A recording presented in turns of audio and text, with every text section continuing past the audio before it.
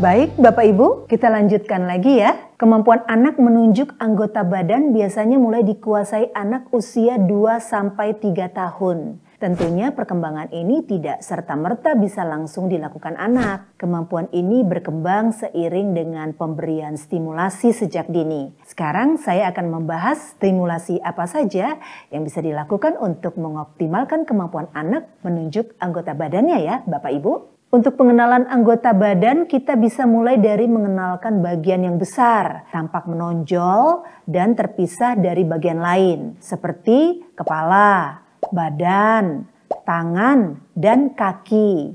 Kemudian, kita bisa mengenalkan bagian-bagian yang lebih rinci, seperti bagian wajah terdiri dari mata, hidung, mulut, dan telinga. Mengenalkan anak akan anggota badannya bisa dengan menyentuh anggota badan mereka sambil menyebutkan namanya atau mencontohkan dengan menyentuh anggota badan kita sendiri. Hal ini bisa kita lakukan saat sedang mandi, sedang mengenakan pakaian, sedang memakai pelembab, atau sambil bercermin seperti video yang satu ini. Di habis mandi, disisirin. Kalau yang disisir itu namanya apa? Rambut. Rambutnya Malik mana? Ini. Oh, udah dirapin lagi ya. Kalau mata mana? Tuh. Kalau mata itu buat meli. Kalau mulut mana? Kalau hidung? Kalau buat makan namanya mana mulutnya? Itu sisirin lagi ya, biarkan ganteng aja, ganteng. Nah, video tadi adalah salah satu cara untuk mengenalkan anggota badan kepada anak yang bisa dilakukan melalui kegiatan dan percakapan sehari-hari. Secara perlahan, anak bisa dikenalkan bagian yang lebih detail. Misalnya, alis dan bulu mata berada di sekitar mata. Gigi terletak di dalam mulut, jari pada tangan dan kakinya. Ada lagi aktivitas menarik yang bisa dilakukan untuk mengenalkan anggota badan. Misalnya dengan membuat prakarya seperti video berikut ini. Ambil, taruh. Nah, letaknya di mana? Ini apa nih? Taruh di mana? Coba. Hidung mana hidung? Nah, taruh buka dulu ya. Hidung taruh di mana? Di mana coba? Tunjuk mata teman nih, tempelin nih.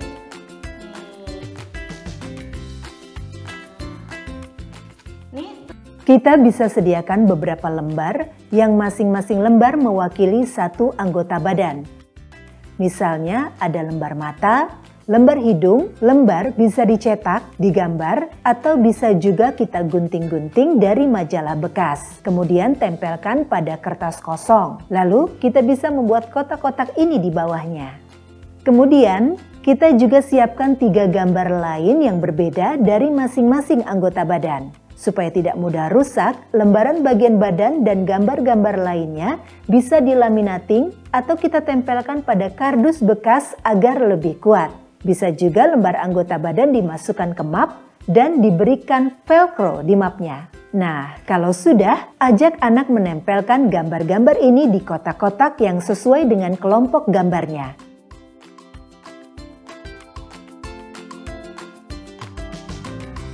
Nih, tempelin nih.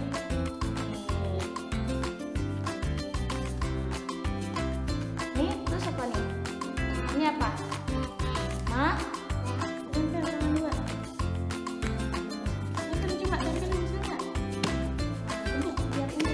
Mata tempel di mana mata? Tempel di mana, kotak yang mana? Nah.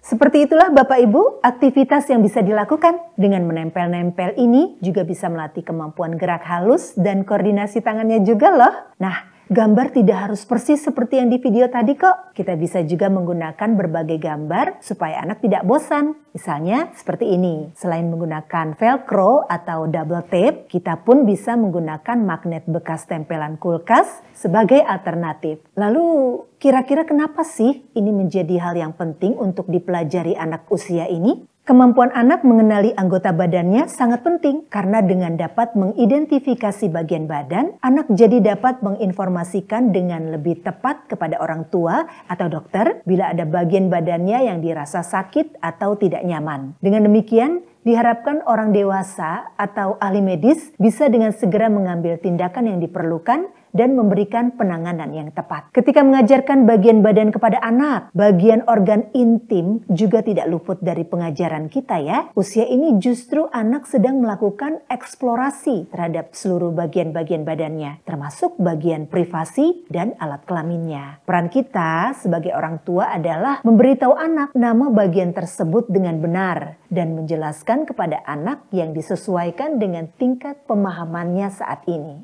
Dengan mengenalkan anak keseluruhan anggota badannya, maka akan lebih mudah untuk bapak, ibu mengajari bagian mana saja yang boleh dan tidak boleh untuk dilihat atau disentuh orang lain selain dirinya sendiri. Dan anak pun juga tidak boleh menyentuh bagian badan privasi orang lain. Bahkan, orang tua juga harus minta izin ketika harus menyentuh badan anak. Misalnya, ketika memandikan, atau menggantikan pakaian, termasuk jika anak harus diperiksa oleh dokter atau tenaga medis. Dengan begitu, anak bisa lebih menjaga dirinya sendiri dan juga bapak ibu bisa meyakinkan anak untuk menceritakan dengan nyaman jika dirinya disentuh oleh orang lain pada bagian privasinya itu. Selain itu, pengajaran anggota bagian badan akan membuat anak lebih mencintai tubuhnya sendiri, lebih percaya diri, dan akan berusaha menjaga serta merawat tubuhnya dengan baik. Di mana hal ini akan membuat anak dapat tumbuh menjadi lebih sehat dan kuat,